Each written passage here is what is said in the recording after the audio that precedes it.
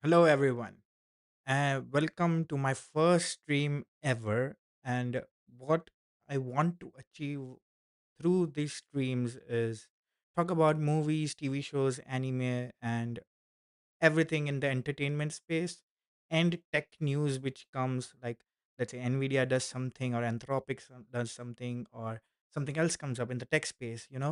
So I just want to come here and talk about those things because those things interest me and I love to talk about them. So I just want to talk to, let's say, an open air outside, and maybe if you're interested in those things, you can come and join me.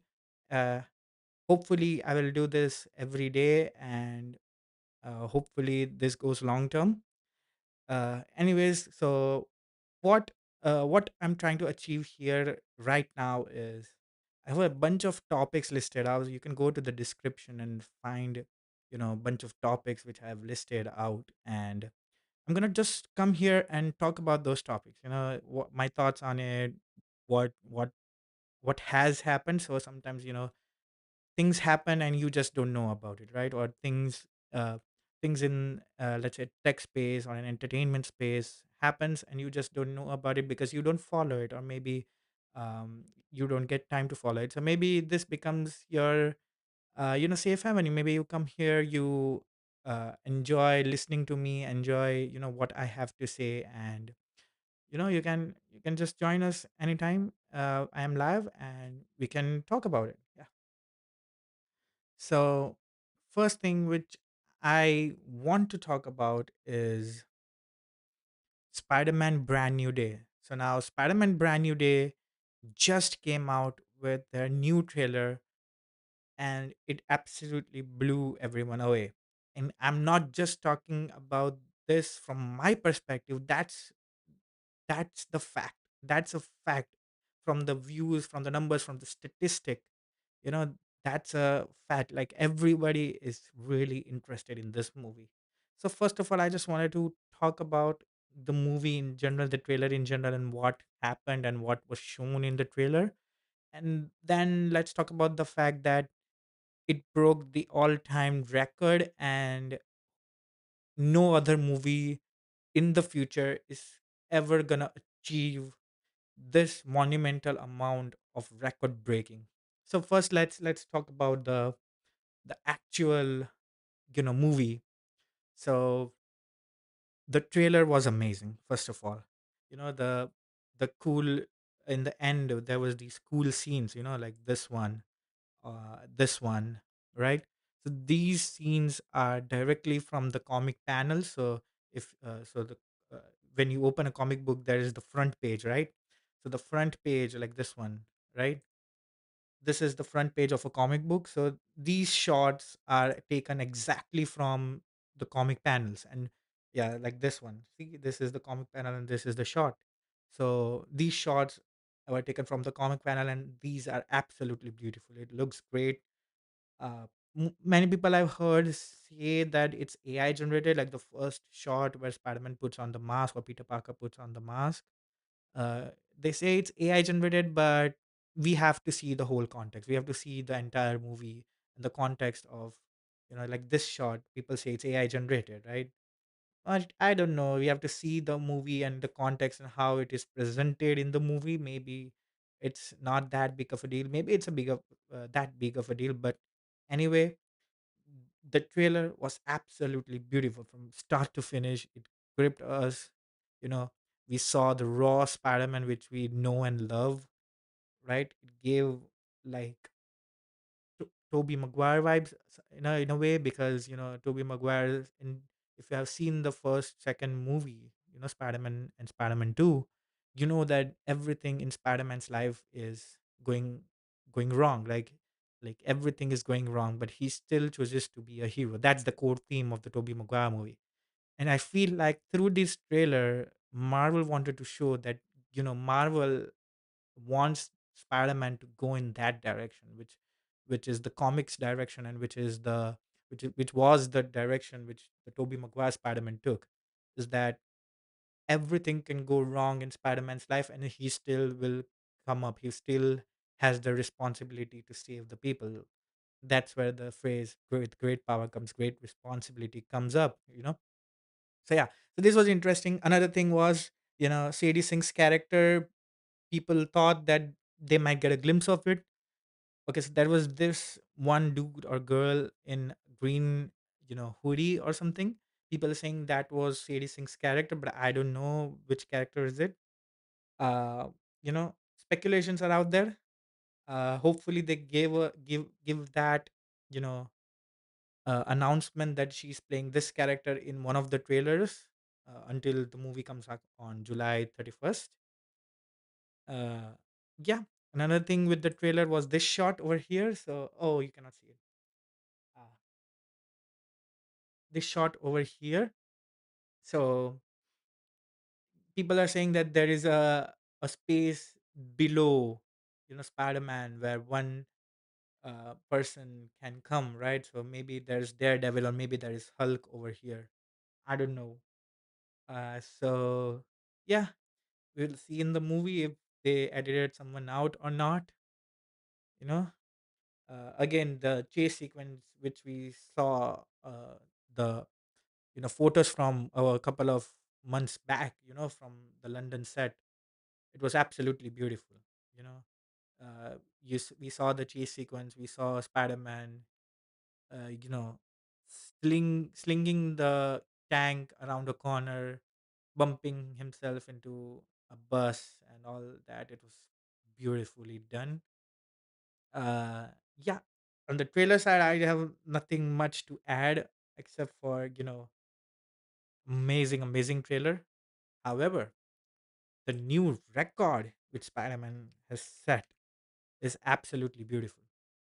So, Spider-Man Brand New Day trailer shatters record with 718.6 million views, the biggest movie trailer launch in history. So what this record is that once a trailer launches, in the first 24 hours, how many views did the trailer get? That's basically the record. That's basically what people are talking about. That's the record that Spider-Man has set, right? It's 718.6 million views. Now, why this is a big deal? Because the second highest, the movie it beat to come to the top. The second highest, most watched trailer in the first 24 hours was Deadpool and Wolverine, with approximately 365 million views. So that means that Spider-Man Brand New Day broke the record by approximately 95%. Again, by 95%.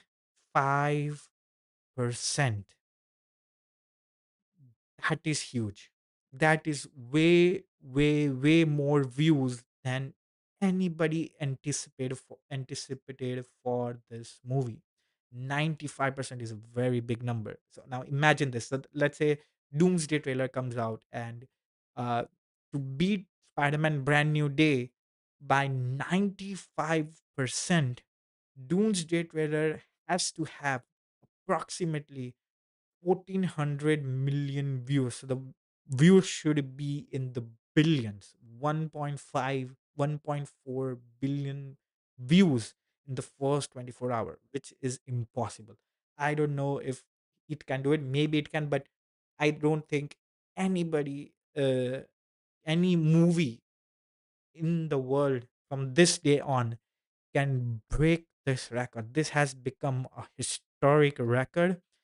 I don't think any movie in the future can break this record. So that's why, Spider-Man Brand New Day's record is such a great monumental feat for the franchise and for the movie. Another thing which people talk about is, will it join the $1 billion club or $2 billion club? So basically, $1 billion club is if any movie makes more than $1 billion in the box office internationally, so global collection. If it makes more than $1 billion, it's in the $1 billion club. And if it makes more than $2 billion, then it comes to the $2 billion club. That's straightforward. Now, one thing to note here is the last movie, Spider-Man No Way Home, was inches close. I mean, it was so close to join the $2 billion club. And people speculated that, the last movie had Tobey Maguire and Andrew Garfield in it. And, the hype was so much, so that's why it reached 1.9 billion something billion, and it stopped, you know. But with this record, 718 million views, that is a precursor that it may go above 2 billion, because so many people are interested, so many people have watched the first trailer as it came out, and it's such an amazing movie. And if they continue to deliver the trailer at this level, and if the story is somewhat great and the action is amazing, it can reach $2 billion. Frankly speaking, before the trailer came out, I was not expecting it to join $2 billion. But right now, it's another story. Okay, that's it for this topic. Let's go to another topic,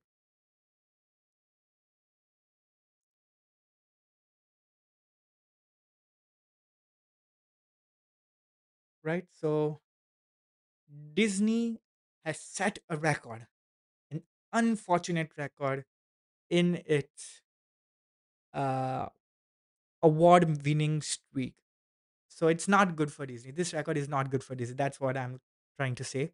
So what is the record? So basically, Disney has lost Oscars for 4 consecutive years in a row. Now, which Oscar is it? Well, it's the Best Animated Movie Oscar. Disney has lost for 4 consecutive years in a row. And that's, first of all, breaking having that record, that you have lost 4 times, and that's the highest streak which you have lost a record for a studio. That's unbelievable to think of, that you have, that means that before 4 years, the losing streak was at most 3, but now Disney is at 4, which is their record right now. So let's come to, mhm,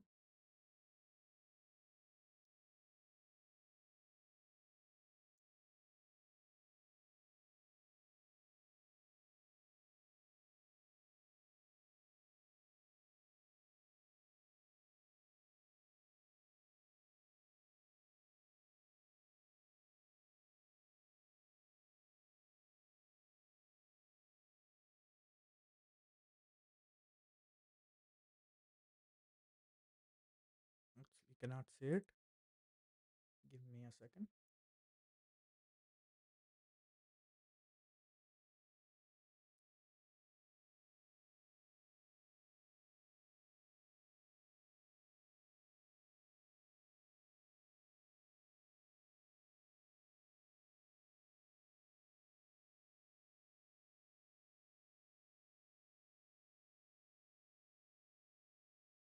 Mm.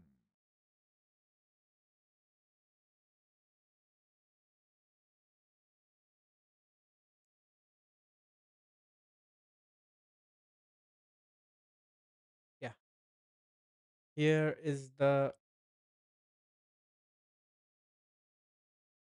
so as you can see over here, way there in the corner, the last 4 years. So this year, K-pop Demon Hunters won the Best Animated Feature Oscar, which was by Studio Sony Pictures Animation and Netflix combined. In 2025, Flow won the Best Animated Feature winner, which I didn't think it could have won, because the movie was great. If you watch the movie, it was great. But the way the Oscars work, I thought it might not win, but I'm glad it won. So it was made by Dreamwell Studio, Scarab Blue, and Take Five. In 2024, The Boy and the Heron won.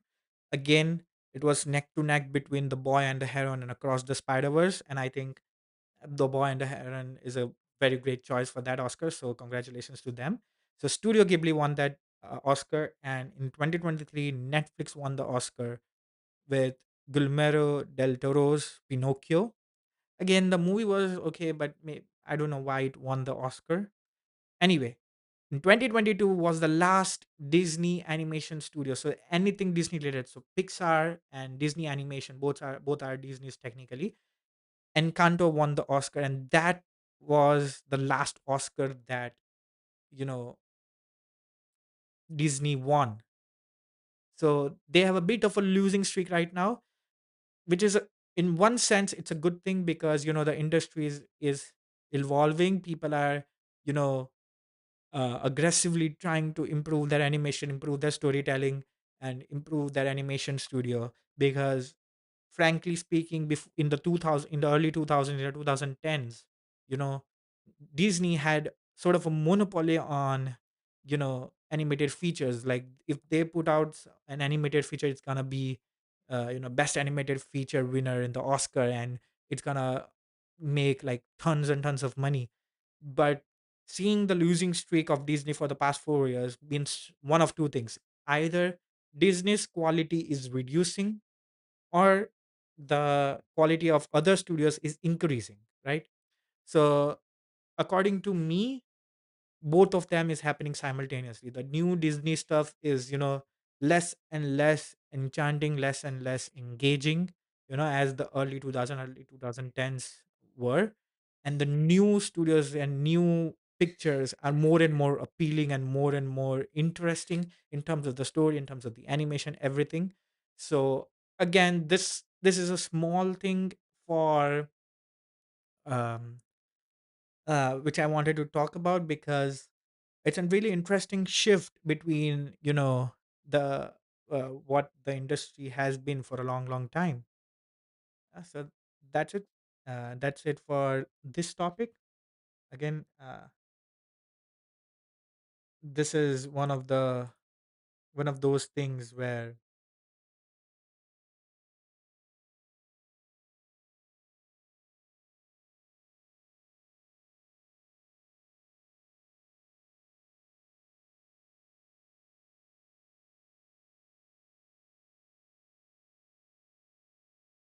you know Disney is at a disadvantage, or maybe Disney is not doing a proper job.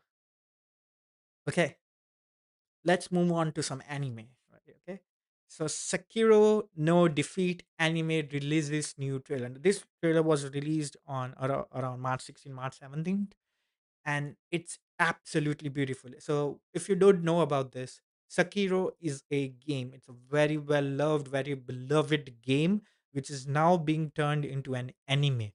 And uh, if you want, you can watch the trailer. Go to Crunchyroll YouTube and watch the trailer. But it's absolutely beautiful. The animation looks slick. The music sounds so good, and just the vibe of the entire anime is excellent. It's like top tier right now, and I can't wait to see this. Um, so this is a bit the article. This is a bit about the director, composer. Um, Yeah, so the original game Sekiro Shadow Die Twice game was developed by From Software, which was released on PlayStation 4 in 2019. It sold over 10 million copies globally. So yeah, it's a great news for Sekiro game fans and great news for anime fans who have not seen not played the game, but you know there is a tried and tested game out there. So what happens is that if something is tried and tested, let's say a manga, like if, let's say a manga is very famous, or a game is very famous, right? If you build something around that, it's the probability of it going more successful increases exponentially. Like so for example, Jujutsu Kaisen was an uh, extremely popular manga before it came into anime, and that accelerated its growth in terms of popularity. Same goes with Demon Slayer. Again, Demon Slayer is kind of, I would say, kind of in an exception zone, because just the animation quality and the story writing was so phenomenal that many people who have not even heard about Demon Slayer came into the anime first, right? But again, if something is popular out there, and if you turn it into an anime or a TV show or a movie, anything of that sort, it's a fair bet that people are gonna go and watch it. But the caveat over here is that it should be good. If it's not good, people are not gonna go. People are not gonna go watch it. People are not gonna go even acknowledge that um, that thing exists. For example, Boruto, Naruto's successor Boruto, it was so much hype, so much, Boruto this, Boruto that. But when the anime came out, it didn't meet up to the expectations. I would say the story was below lackluster. It was not at all good. The storytelling, the the music, the vibe, the energy which Naruto carried, Boruto lacked everything in it. So that's another example. Like, if you have something successful, that doesn't mean it's gonna be good in anime form, but the probability is very high if you execute it properly. So basically, it's like you get free marketing if you do something which has already been existed, right? So yeah, that's my take on it. So yeah, okay. Again, to more interesting news, Doraemon's new movie has been released in Japan, so it's not in the US, it's not it's in India, right? Doraemon's new movie called Doraemon Nobita and the New Castle of the Undersea Devil. That's the new movie. That's the title of the new movie. Has holded number one spot in the Japanese box office for 3 consecutive weeks, topping Disney's Hopper. So if you see the charts everywhere in the world, almost everywhere in the world, Disney's Hopper was on top. In the US, in Canada, in the Western countries, Disney's Hoppers was on top. Yeah, But if I scroll down over here, if you see the chart, you know, Hoppers came in 1 weekend ago. So it released. So let's say it released on Friday. One weekend happened. So like say Saturday, Sunday came, and then this article dropped. So a movie. So it's not that Doraemon beat Hoppers. It's that Doraemon beat Hoppers when it was in its third weekend. So for giving you some context, when a movie comes out, you can expect 50 to 60 to 70% drop, you know, in viewership between first weekend and second weekend. So let's say 100 people went to watch the first weekend, right? In the second weekend, that drops to 40 people or 50 people, it drops by 60%. So a movie in its third weekend beating Hoppers in its first weekend was kind of unheard of, and that's why it's in the news. Like, it beat Disney's Hoppers when it was in its third week, which is incredible, and which also tells me the hype of this movie in Japan. Because because it's not that Japan doesn't watch Western movies. So like many countries are there where they just don't watch Western movies, and they also don't watch Western animated movies. Again, to have this accomplished uh, right now is an absolutely beautiful thing. Again, I wish this movie comes out on streaming on Crunchyroll, let's say, so I can watch it and watch the hype behind the movie. Again, um it's an unbelievable feat. And yeah, that's it for this topic. Okay. Dune Part 3 drops its first trailer right after Timothy Chalamet doesn't win his Oscar, and the trailer is absolutely beautiful. Okay, so if you haven't watched Dune Part 1, it's okay. Read the story or read about the events that happen in Dune Part 1. Maybe watch some summary, YouTube summary of the movie, and go watch Dune Part 2.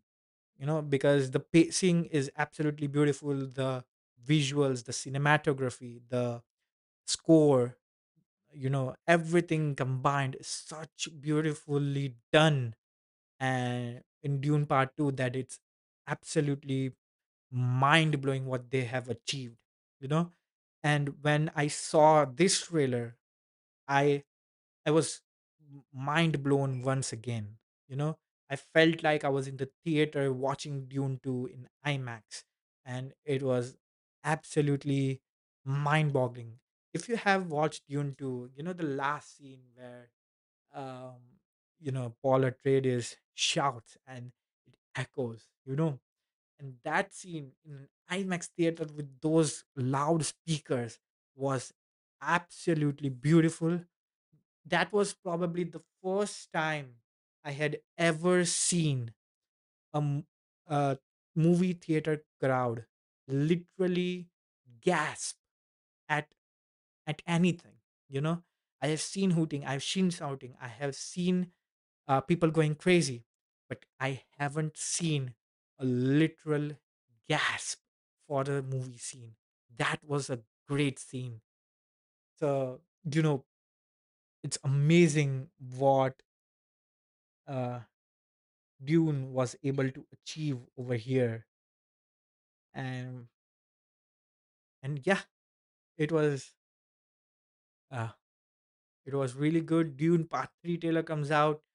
Anya Taylor Joy, Robert Pattinson look great. Rebecca Ferguson, just she had just one dialogue that your father didn't start a war, and she absolutely nailed that dialogue.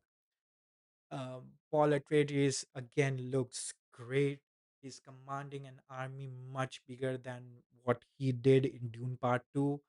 The visuals, the again, I come back to the visuals because it's so amazing. Anya Taylor Joy in the white dress, in between the storm, in the, what is it, a gate or something? I don't know what it is, but that shot looked absolutely beautiful. Robert Pattinson is literally unrecognizable. I had to go on internet and see who Robert Pattinson was, because he was absolutely unrecognizable in the role. And I think this movie is gonna be one heck of a movie. And remember, Dune Part 3 is coming in the same weekend Avengers Doomsday is coming. So that weekend, I'm personally gonna go see both of the movies, maybe one after other, maybe one day after another. But those two movies are gonna be absolutely beautiful. Can't wait to watch it.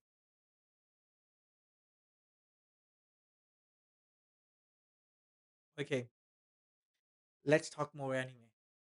JJK season 3 episode 10 drops, and that is that episode literally tells us why we love anime. The writing, the I mean, it's not much writing, but the action in it is such beautifully done. You know, um, I come back to this scene in the in the cramped bedroom space where the receipt guy, I forgot his name, the guy who picks out the receipts. That guy and Megumi are fighting, and it's just so fluid, it's just so dynamic, and the choreography, the action choreography is so well done. And Megumi's powers are portrayed so well over here, because in the past two seasons, uh, you would think, what could Megami do, what could Megami do, oh, he's this, he's that, but you cannot see what his power is capable of. In this season, it they decided enough is enough, let's turn the knob to 10. And it's absolutely beautiful. The way he uses the elephant and to push him out of the building, the way he uses water, and the receipt guy just pulls out the receipt. And at the end, when he does his domain expansion, as of time of going live right now, the next episode is up, but I'm talking about the episode 2 weeks ago, because that episode blew my mind.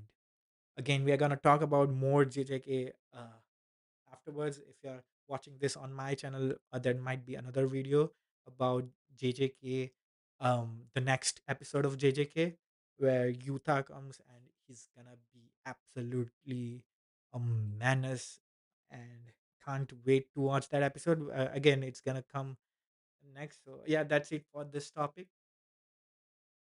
So if you have not been up for the Frieren hype, let me put you on. Okay, let me put you on. So Frieren season 2 episode 8 comes out again 2 weeks ago, and it's absolutely beautiful animation, beautiful score, beautiful music, beautifully orchestrated, choreographed action scenes, mind blowing. I have seen my fair share of animes. I've seen all kinds of. I've seen romance anime, I've seen comedy anime, I've seen action anime, I've seen adventure anime. But this is the fantasy action anime. The action is kind of on the lower side. If you start from season one, the action is gonna be on the lower side. But this is the action fantasy anime, and episode 8 proves it. It was such a beautifully crafted episode. Fun in a tight spot. Again, spoiler alert, but it's 2 weeks old. Maybe you should have watched it by now. But Fawn's in a tight spot, and the other magician girl who's fighting the other dude or the other girl, you know, she thinks that, oh, Fawn can one shot these two guys, but the smoke is in her way. So she reverse analyze the magic in the smoke, uh, blows the smoke away literally, and Fawn is invisible to both of these demons. And when she points the Zoltrak spell at both of them, and she doesn't kill the second demon instantly, she stops her from attacking the other magician.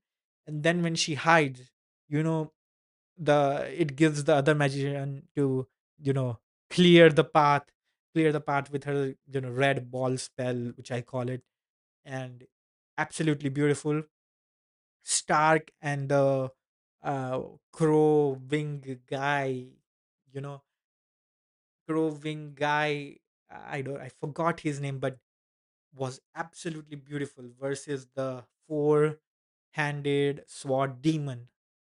Absolutely beautiful fight scene. My favorite scene in all of this is when Stark comes up, grabs his, axe, and does parkour over the building, over the windmill, and attacks the demon from above. That's one of my favorite things. I think that is why we watch this show, particularly for the action. I mean, this such fluid animation, such clear visuals. Sometimes in anime, what happens is so much is going on that you cannot understand what is going on. It's common. uh, there are so many Hollywood movies, real life action movies. So like, what do you call it, you know live action movies. There are so many live action movies where just don't understand what kind of action is going on. Not everything is John Wick, where everything is clear. Not everything is Jackie Chan. Sometimes the shots are close up, and you just don't know what's happening. For example, the last Mission Impossible movie, Final Reckoning, right? There's this alley scene where there is this very narrow alleyway where they fight. It was one of the other. It was either Dead Reckoning or Final Reckoning. Reckoning. So it was either of one of those two, but the main concept here is there was this narrow alleyway, and the camera was so close up. Sometimes you just didn't see what was going on, or maybe it was so confusing that what was going on. Sometimes the lighting is not proper. Sometimes the action choreography is not proper. But in Frieren, my God, they were so good in portraying the good side of action anime and action choreography, which was mind blowing. Again, that's just my rant about that particular episode because it's so good. And as in general, I should say you should watch Frieren. You should go and watch Frieren. If you see on YouTube, other reviewers, other anime channels are raving about that, you know maybe you should go watch it. Maybe you should go watch Frieren and give it a chance. It's such a good anime. Okay, next let's come back to JJK.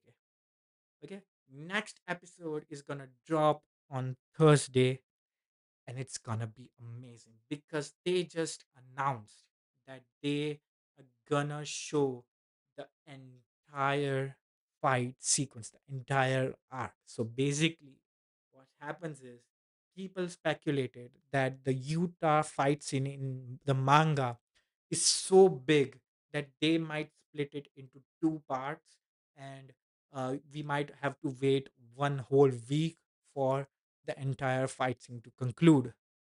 But we have we have gotten the official word this is not going to be the case, and people are going crazy about it.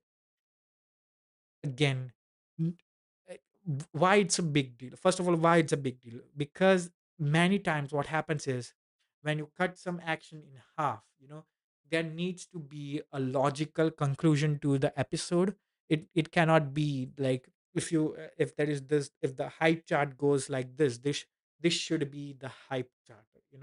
uh the hype goes up and the hype goes down, and that's one episode basically. Or if it's a movie, it should be, it goes up, goes down, goes up, goes down. That should be, ideally should be the hype chart, the uh, the anticipation chart, if you will, or the goodness chart, that which I call it. That's common. That should be, you know commonly done. But in a fight scene, if you if the entire fight scene is written in such a way that this entire arc of goodness, or um, anticipation and conclusion, this entire arc is in one fight scene when it is written. So in the manga this is true. So when you convert it into anime, this arc is interrupted. So now how do the studio interrupt this arc is very important. But this is not going to be the case for this particular episode and this particular fight scene, because they are gonna adapt the entire fight scene in the next episode. And if you haven't watched the teaser for the next episode, you should go watch it. It's such an amazing teaser. I cannot believe that we're gonna get this fight scene next time. Again, with JJK, what happens is I want to know what's gonna happen, but they managed to make the anime so good that I don't want to spoil myself by reading the manga, because the anime is such top quality production. Same with Frieren. Frieren, another anime is which has such high quality that I don't even want to read the manga because it's gonna spoil the anime for me. So yeah, that's just my take on it. And if you didn't know, you should wait for the next episode and complete the complete the 11 episodes before watching the 12th episode. That's what I would say. And yeah, so that's it for this topic. Again, uh, on a bit lighter note, that is this anime that's gonna come, which is called Kusunoki's Garden of Gods. Now, I saw this visual. So the broadcasting begins on April 4th. But when I saw this visual, I thought I have seen this somewhere. I've seen this kind of visual somewhere. And yes, I was right. It I have seen this visual in another Mappa Studio production. So Mappa Studio is doing JJK writer. If you didn't know, Mappa Studio production. And if you don't know the anime, actually I forgot its name as well. It's called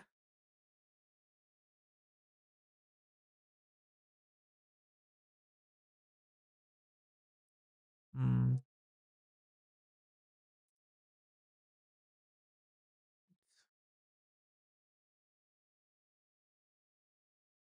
yeah, it's called Campfire Cooking in Another World. with my absurd skills. I mean, doesn't it look familiar? Doesn't it look familiar to, you know, Garden of Gods? And if you haven't watched this anime, so if you haven't watched this anime, let me give you a context, okay? So this guy is okay. So obviously this is an isekai. Okay, this guy comes. He has cooking skills. Okay, and with his cooking skills, he impresses the gods. Literally. So the guy, the wolf, is one of the strongest being on strongest beast on earth, and the four ladies on top. So over here are the gods, and he impresses the gods with his cooking, and they bless him with skills. That's just the basic anime. You know, background of the anime. Hmm. Gods, and the guy has food, and it's called Garden of Gods. I don't know. I haven't seen the trailer personally, but it feels like it's similar, but maybe I'm wrong. Maybe it's something else. It's just some interesting news which I came about, and I just wanted to talk about it. So, yeah, that's it for this one. Okay, let's come to Bollywood side of things. Dhurandar the Revenge is an absolute masterpiece in Indian cinema. The way they have shot, the way the music, you know, combines with the storytelling, the visuals, the acting from all the actors is absolutely beautiful. And the box office agrees. We see that Ranveer Singh, Rakesh Bedi, Sanjay Dutt's film inches close to 700 crore rupees in day 4 of box office collection. To put this into perspective, to earn such an amount in his first weekend, so day 4 is literally Friday, Saturday, Sunday, Monday. So in the first weekend, to get 700 crore rupees means that it will approximately end at 1200 to 1400 crore range, you know. And if that happens, if it somehow goes to, 1500 crore, it's gonna be the top 10 highest grossing franchise, sorry, highest grossing film in the Indian cinema industry in Bollywood. Okay. Secondly, if that happens, and when that happens, the all the signs are very positive that that will happen. And if that happens, it's gonna be the second highest grossing. Probably it's gonna be the second highest grossing film franchise of Indian cinema. Second highest grossing film franchise with two movies. So another one in the competition is Bahubali. I haven't seen YRF Spy Universe's numbers, so I don't know what that gonna look like, but it's definitely gonna be in top three. Sadly, it's never. I think no Indian movie from this day onwards has will be the top spot in the highest grossing Indian cinema movie. Maybe Ramayan, who knows? But the concept here is because Dangal was so big in China, it made over 2000 crore. Yes, you heard that right. It made over 2000 crore Indian rupees, which is an absolute beast of a number to beat. But Ramayan is coming. It has a great cast, it has a great composer, it has a great VFX department, it has a great budget, especially budget, because you cannot make a huge level film without a budget. You need marketing. If you're gonna market it to US people, if you're gonna market it to China people, if you're gonna market it to Australia, if you're gonna market it to the Western countries outside India, basically, you need a hell of a lot of money to do that. They have the money, they have the money to produce, they have the money to market. So all the signs lead to maybe Ramayan will be the highest grossing Indian cinema film in the Indian cinema list of highest grossing movies. Again, if that happens, that's gonna be one of the most highly decorated thing anyone has done, because you can imagine, like, if you want to achieve that much, you have to have some kind of international success, because how much Indian rupees are you gonna pull from the Indian audience? If you have some kind of international success like Dangal had in China, let's say Ramayan has success in China, in US, in Australia, um in European countries, you know, the box office collection would be huge. The number would be huge, and that number might be a number which is unachievable by the next film. Again, it's all speculation. We'll see. It's coming in Diwali 2026. So let's October, November 2026. So yeah. So again, let's see what happens. Let's see how the Indian cinema goes, how Bollywood steps up. Durandar has set such a high level for, spy universes and movies in general, that people are gonna want that kind of level of movie. I personally saw the movie. It was almost 4 hours long, and it didn't feel like 4 hours. The time flew by like this.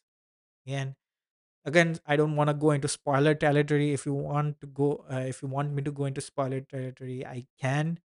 But such an amazing movie, such an amazing um, cast, and the action and acting by the cast was so great. Again, I cannot believe that we are in a time where when a director says that the movie is gonna come out on this date, the movie actually comes out on that date. Beyond the Spider Verse, I'm looking at you right now, but if a director says it's gonna come out on this date, it comes out on that date. It's pretty good to see, and pretty much loved by me personally, and I'm sure most of the movie going audience loves to see that. Kudos to the Dhurandar team for this amazing achievement. Uh, yeah, so that's our last topic. So I don't have anything to discuss after this. My voice has gone because it's a first stream. My voice has gone completely. I've been talking to you for um, what's this time? 50 minutes, 1 hour, 1 hour, 30 minutes, or it's 50 minutes, 50 minutes. So I've been talking to you for 50 minutes continuously. My voice is gone. See you tomorrow. See you tomorrow. Again, I'll come tomorrow probably with new topics, and we can discuss it tomorrow. Yeah. So bye, guys.